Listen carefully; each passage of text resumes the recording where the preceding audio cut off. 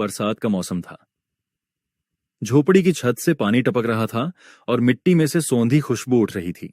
काव्या चूल्हे के पास बैठी थी, तभी बाहर से उसकी पड़ोसन शीला आई। दोनों आपस में बातें करने लगीं। बरसात, राशन की लाइन और महंगाई की चर्चा में समय बीत रहा था।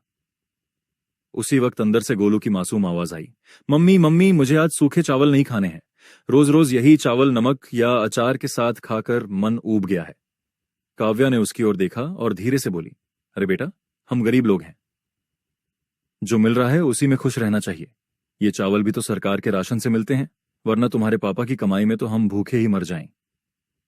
गोलू ने उदास होकर कहा, पर मम्मी, सामने वाले शर्मा जी के घर तो रोज पराठे बनते हैं, सब्जी बनती है, हम ही क्यों ऐसे हैं?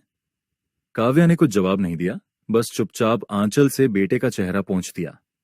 तभी शीला हंसते हुए बोली, अरे क्या बहन, तुम गरीब लोग हमेशा बच्चों को डांटते रहते हो, थोड़ा दुलार भी किया करो।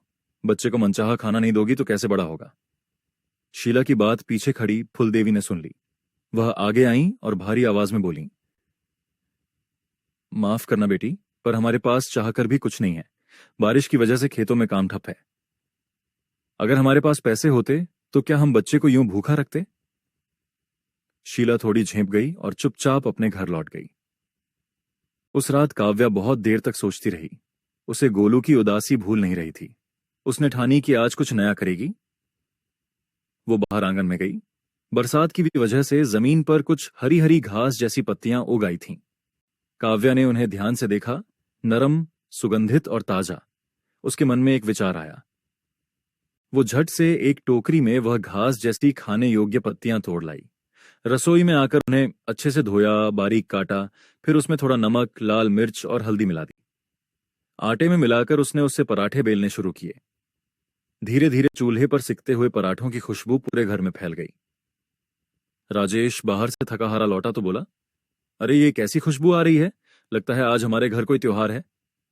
फुलदेवी मुस्कुराई, लगता है हमारी बहू ने कोई जादू कर दिया है। काव्या ने गरम पराठे थाली में रखे और सबके सामने परोसे। गोलू ने पहला निवाला लिया और आंखें चमक उठी।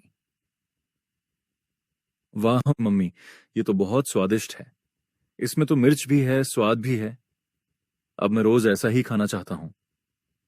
राजेश ने कहा, काव्या, तूने तो कमाल कर दिया। घास से पराठे बना दिए और स्वाद ऐसा कि दिल खुश हो गया। फुलदेवी ने गर्व से कहा, देखा, गरीब घर की बहू में भी कितना हुनर छिपा है। भगवान हमेशा ऐसे ही दिमाग देता है जो खाली बर्तन में भी स्वाद भर दे। काव्या मुस्कुराई। उसके चेहरे पर सुकून था। गोलू पेट भरकर हंस रहा था। राजेश संतोष से खा